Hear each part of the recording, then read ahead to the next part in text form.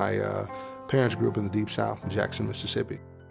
When my mother had a toothache, of course, they could not go in the front door. They had to go to the back door. They wouldn't actually feel your tooth. They would actually pull them.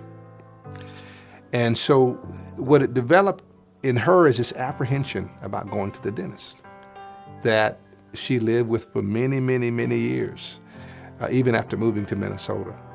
And that kind of fear, I think, is pretty pervasive within the African American community. It's a fear that emanates from a historical reality. This historical reality is that African Americans have been neglected and mistreated by medicine, health insurance, as well as banking and other financial systems. African Americans didn't come to this country as buyers and sellers and participants in the market in a traditional way. We were the property in the market that was being bought and sold.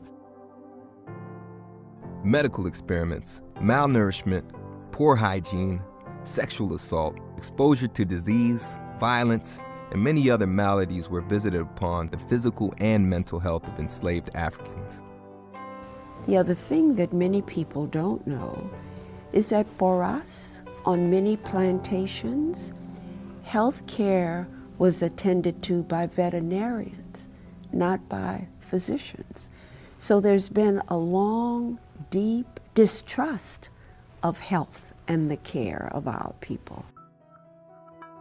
The medical and scientific community supported racist ideology with diagnoses specifically for blacks. Medical science even identified being black as a disorder, calling it negritude. The slave owners had to justify their treatment of my ancestors by convincing themselves that we were an inferior people, therefore denying health care, denying education, denying family, so they could live with themselves.